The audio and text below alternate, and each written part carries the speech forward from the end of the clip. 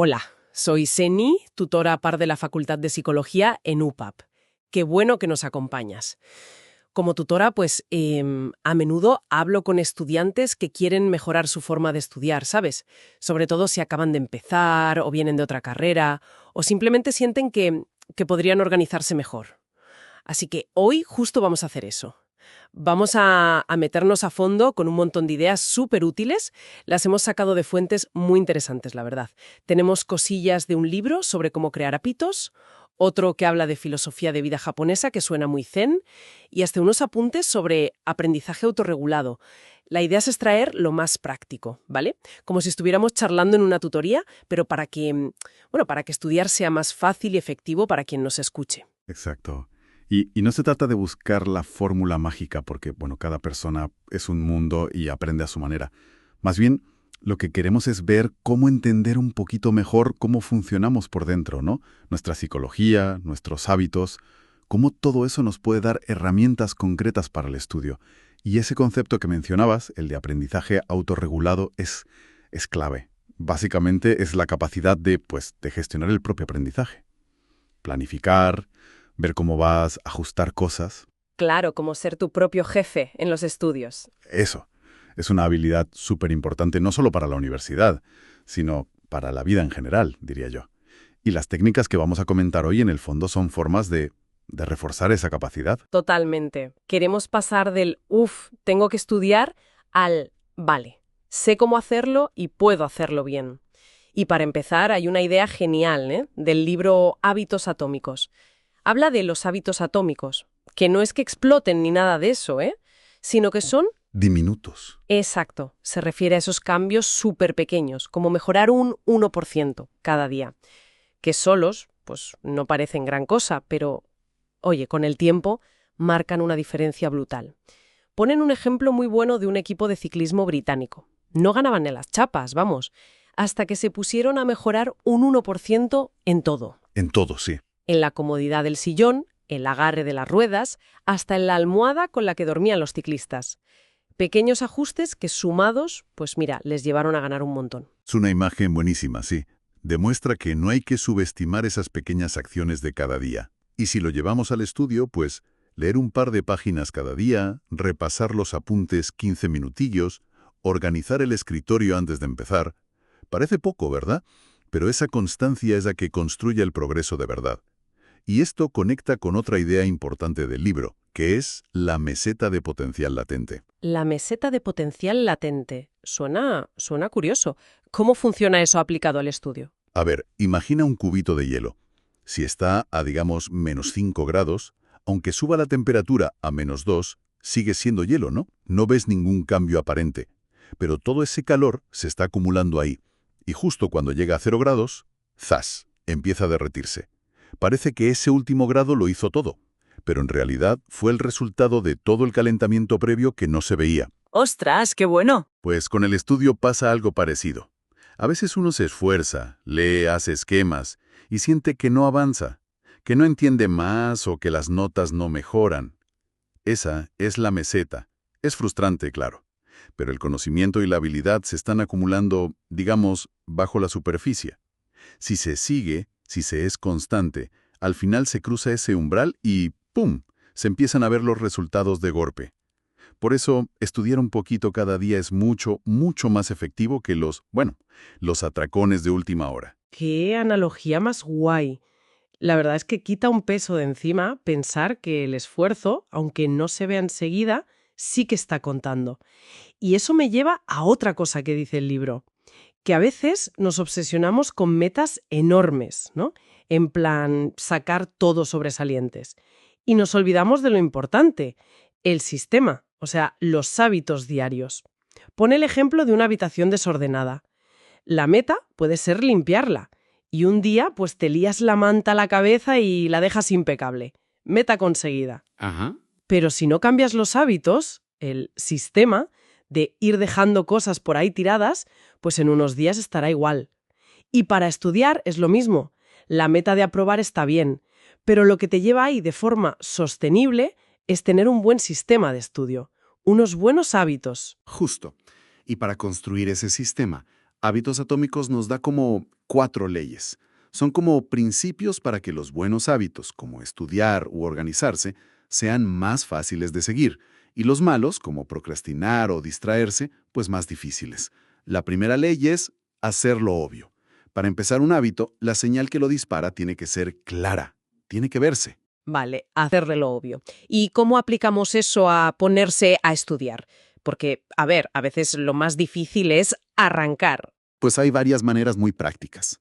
Una es lo que llama intención de implementación. O sea, no vale decir solo voy a estudiar más. Hay que ser súper específico. Voy a estudiar tal asignatura a las tal hora en tal sitio. Por ejemplo, voy a repasar los apuntes de biología celular a las 5 de la tarde en mi escritorio. Esa precisión funciona como una orden clara para el cerebro. Ajá, concretar mucho. Mucho. Otra técnica es la acumulación de hábitos. Es como enganchar el hábito de estudiar a algo que ya hace sin pensar. La fórmula es, después de hábito que ya tengo, haré el hábito de estudio. Por ejemplo, después de terminar de comer, dedicaré 20 minutos a leer para la clase de historia. El hábito de comer se convierte en la señal para el nuevo hábito de estudio. Entiendo. Como poner una ficha de dominó detrás de otra, ¿no? Una acción lleva a la siguiente. Eso mismo. Y una tercera estrategia clave para hacerlo obvio es diseñar el ambiente. Es decir, hacer que las señales para estudiar estén a la vista y las distracciones escondidas. Deja los libros o el portátil abierto en lo que tienes que estudiar, ahí, sobre la mesa. Y, muy importante, guarda el móvil. Ponlo en silencio, en un cajón o incluso en otra habitación mientras estudias. Si las señales de estudio son más obvias que las de distracción, es más fácil que uno empiece. Piensa en una frutería, ponen las manzanas más brillantes delante, ¿verdad? Pues hay que hacer lo mismo con los materiales de estudio. Tiene toda la lógica. Hacer visible lo importante y esconder lo que nos lía. Y recuerdo que el libro mencionaba algo curioso de los trenes en Japón, ¿no? Eso de señalar y nombrar. Así es. Los maquinistas señalan físicamente ciertos indicadores, la velocidad, las señales, y dicen en voz alta la acción o el estado. Señal verde. Parece un poco exagerado, pero reduce errores porque te hace consciente de lo que estás haciendo. Podríamos adaptarlo de forma sencilla. Antes de empezar, decir en voz alta: vale, ahora voy a leer este capítulo. O voy a hacer los ejercicios de mates. Verbalizarlo ayuda a centrarse. Me gusta eso como para darle al play conscientemente a la tarea. Muy bien. ¿Y cuál es la segunda ley? La segunda ley es hacerlo atractivo. A los seres humanos nos mueve la anticipación de la recompensa. Si un hábito nos parece atractivo, deseable, es más probable que lo hagamos. Aquí entra la famosa dopamina, ¿no? Que no solo se libera con la recompensa en sí, sino con la simple expectativa de ella. Correcto. Y podemos usar eso a nuestro favor. Una técnica es la agrupación de tentaciones. Consiste en vincular algo que quieres hacer con algo que necesitas hacer. Por ejemplo, solo voy a escuchar mi podcast favorito mientras organizo los apuntes. O, después de estudiar una hora de estadística, veré un capítulo de mi serie. Se junta el deber con el placer, digamos. Ah, vale, como un 2 por 1. Algo así. Otra forma potente de hacerlo atractivo es usar la influencia social.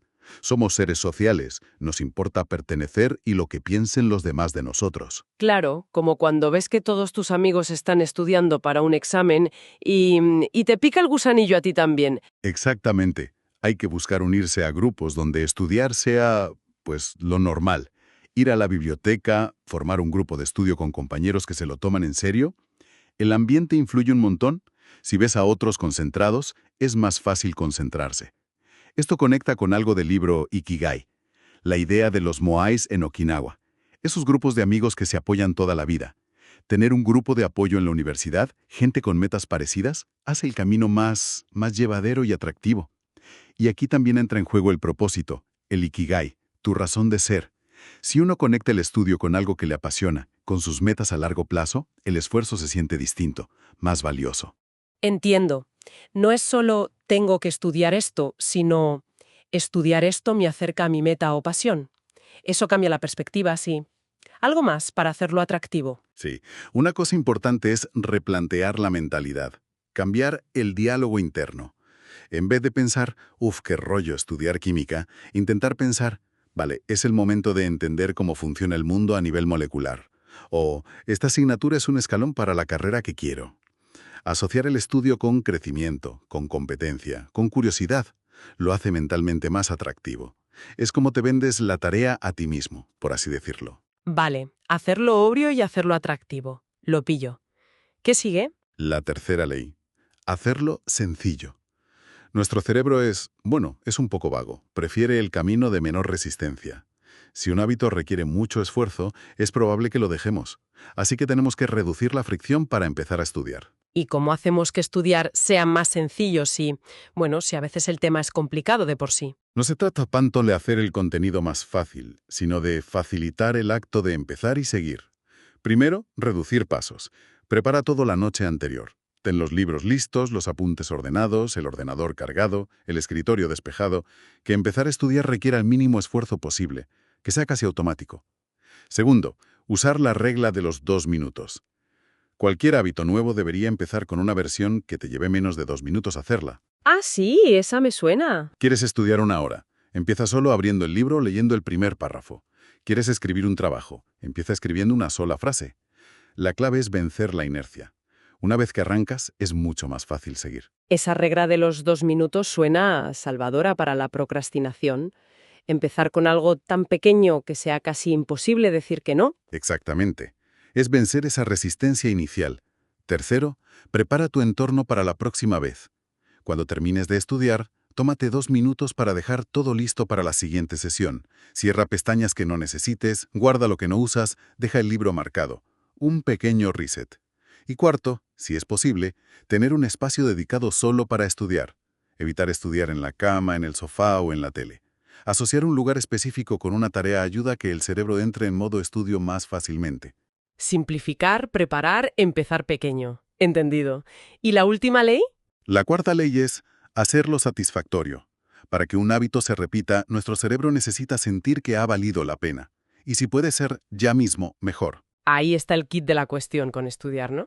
Que la recompensa gorda, aprobar, aprender de verdad, tarda en llegar, pero el esfuerzo es ahora mismo. Ese es el gran desafío del retorno retardado, como lo llaman. Por eso, tenemos que añadir alguna pequeña satisfacción inmediata después de cumplir con el hábito de estudio. Algo simple. Escuchar una canción que te mole, levantarte y estirarte un poco, tomarte un té rico, o simplemente tachar la tarea como completada en la agenda o en una app. Esa pequeña sensación de logro refuerza el comportamiento. Es importante que la recompensa no contradiga la meta. Si estudiaste bien, no te premies con algo que te haga sentir culpable después, sino que te haga sentir bien contigo mismo. Y ahí encaja perfecto lo del seguimiento de hábitos o habit tracker, ¿verdad? Llevan un registro visual de si cumples. Totalmente. Usar un calendario o una app para marcar cada día que se ha estudiado es muy potente. Ver esa cadena de X o de marcas crecer es satisfactorio en sí mismo. Te muestra tu progreso, lo hace atractivo y obvio también, y te motiva a no romper la cadena. Y si un día se falla, que puede pasar, la regla de oro es nunca falles 2 veces seguidas. Se retoma al día siguiente y ya está. Un desliz no arruina el progreso si se vuelve rápido al camino. Este seguimiento, por cierto, es una herramienta excelente para el aprendizaje autorregulado, porque permite monitorear el propio avance. Y para darle un empujón extra a la satisfacción, o más bien, para evitar la insatisfacción de no cumplir, ¿qué se puede hacer? Pues se puede añadir un coste inmediato si no se cumple. Una forma es tener un socio corresponsable, un amigo, un compañero, incluso el tutor. Alguien a quien tienes que decirle si cumpliste o no. La simple idea de tener que rendir cuentas a alguien motiva a cumplir para no quedar mal. Otra opción, un poco más formal, es un contrato de hábitos. Se escribe el compromiso y qué consecuencia habrá si no se cumple. Puede ser algo como donar una pequeña cantidad a una causa que no te guste o hacer una tarea doméstica extra. Hacerlo explícito aumenta el compromiso. Ostras, pues sí que son estrategias concretas, ¿eh? Basadas en esas 4 leyes. Pero supongo que no todo es aplicar técnicas y ya está, ¿no? La mentalidad general también influirá un montón. Desde luego. Aquí es donde conectamos de nuevo con ideas como el Ikigai, el propósito. Si se logra vincular lo que estudias con un objetivo mayor, con algo que de verdad importa, todo se vuelve más fácil, más llevadero. Encontrar ese ¿para qué estudio esto? Puede ayudar a entrar en estado de flow. Es estados de concentración total, donde disfrutas del proceso y el tiempo, bueno, vuela. Además, es fundamental gestionar el estrés. El estrés crónico es un enemigo declarado del aprendizaje y del bienestar en general. ¿Y qué recomiendan las fuentes para manejar ese estrés? Que en época de exámenes, Pues cosas que quizá ya suenan, pero que son clave. Ejercicio regular, aunque sea suave, como caminar o practicar algo como tai chi, con movimientos lentos y conscientes. Técnicas de mindfulness o atención plena. Estar presente en lo que haces, meditar unos minutos, respirar hondo. Dormir lo suficiente, que es básico. Y una alimentación equilibrada. Mencionan incluso el principio japonés de Hara Hachibu, comer solo hasta sentirse lleno al 80%, para no quedarse pesado y adormilado después. Son prácticas que cuidan el cuerpo y la mente, que son la base para poder aprender bien. cuidarse para poder rendir mejor. Tiene toda la lógica del mundo. Y mencionaste algo antes sobre revisar y ajustar. Sí, eso es parte crucial del aprendizaje autorregulado, la reflexión y la revisión. No basta con aplicar una técnica y ya, hay que pararse de vez en cuando y preguntarse, ¿me está funcionando esto? ¿Podría ajustar mi horario de otra manera? Esta forma de tomar apuntes es la mejor para mí. Hay que ser un poco como un científico con uno mismo, probar cosas, observar qué pasa y ajustar. No hay que casarse con un método si deja de funcionar. La flexibilidad es importante. Y eso se relaciona con la identidad, ¿no? Con eso de creer que soy bueno o soy malo para algo. Te he dedicado. Y eso está bien, te impulsa. Pero hay que tener cuidado con las identidades rígidas, como soy pésimo para las matemáticas. Eso limita un montón. Es mejor cultivar una identidad más flexible, como soy una persona que aprende, soy alguien que enfrenta retos y los supera. Una identidad que te permita crecer y adaptarte. Como dice una frase del Tao Te Ching, que cita uno de los libros, lo flexible perdura, lo rígido se quiebra. Qué buen cierre para todas estas ideas. Entonces, si quisiéramos resumir los puntos clave para alguien que nos escucha y quiere empezar a aplicar algo ya. Podríamos decir, 1. Empieza pequeño. No subestimes el poder de mejorar un poquito cada día. La constancia gana a la intensidad puntual. 2. Hazlo obvio. Concreta cuándo, dónde y qué vas a estudiar. Prepara tu espacio y quita distracciones de en medio. 3. Hazlo atractivo. Vincula estudiar con algo que te guste. Rodéate de gente que te motive y conecta tus estudios con tu propósito, con tu ikigai si lo tienes localizado. 4. Hazlo sencillo. Reduce los obstáculos para empezar. Prepara todo antes y usa la regla de los 2 minutos para vencer la pereza inicial. 5. Hazlo satisfactorio. Date una pequeña recompensa justo después. Lleva un registro visual de tu progreso y piensa si te ayudaría a tener un compañero de rendición de cuentas. 6. Cuídate y sé flexible. Maneja el estrés, descansa bien y revisa tus estrategias de vez en cuando, ajustando lo que no te funcione. Recuerda que eres alguien que aprende y mejora constantemente. Genial. Son herramientas súper prácticas, la verdad, y basadas en cómo funcionamos. Y como decías, no son solo para estudiar, sirven para construir buenos hábitos en general. Así es. Se trata de experimentar y de encontrar lo que mejor le funciona a cada uno. El aprendizaje autorregulado es eso, un camino continuo de conocerse, probar cosas, ajustar, para aprender mejor y conseguir las metas que uno se proponga. Totalmente. Y para dejar algo ahí rondando en la cabeza, de todas estas ideas, ¿cuál sería esa una cosita pequeña basada en alguna de las leyes, obvio, atractivo, sencillo, satisfactorio, que se podría empezar a hacer hoy mismo? No solo para estudiar mejor, sino quizás para otra área de la vida que se quiera mejorar. A veces ese pequeño primer paso es el que inicia un gran cambio hacia una vida más intencional, ¿no? Quizás más cercana al propio Ikigai. Ahí queda la reflexión.